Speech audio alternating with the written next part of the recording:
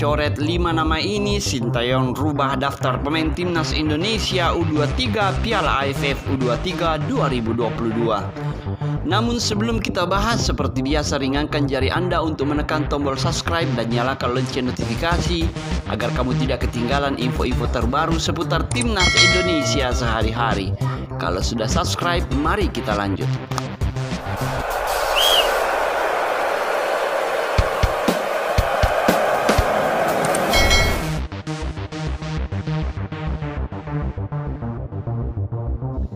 Sintayong kembali merubah daftar pemain timnas Indonesia U23 yang sebelumnya sudah terbentuk.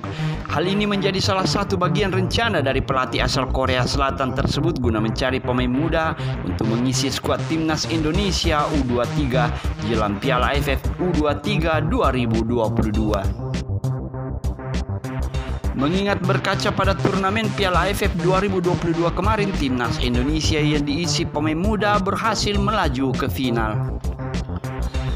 Sempat dipandang sebelah mata, namun pemain besutan Sintayong tersebut berhasil membuktikannya.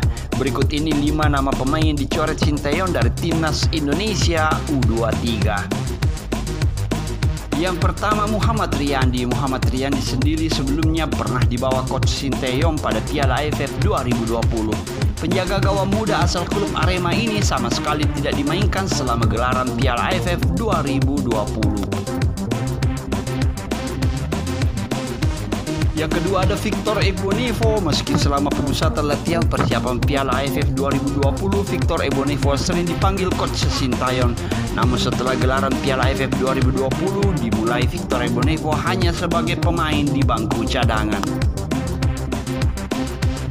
Yang ketiga ada Ryuji Utomo. Bernasib sama dengan Victor Ebonivo, Ryuji Utomo juga tersingkir sebagai bek tengah jelang Piala AFF 2022. Pemain asal Persija Jakarta tersebut harus puas tidak dipanggil kembali oleh coach Sintayong ke Piala AFF U23 2022. Yang keempat ada Marco Sandi. Marco Sandi juga salah satu pemain tidak dipanggil kembali Sintayong ke Piala AFF U23 2022. Marco Sandi sendiri menjadi salah satu pemain yang dibawa ke ajang Piala AFF 2020 kemarin, namun Marco Sandi sama sekali tidak turun sejak gelaran Piala AFF 2020 digelar.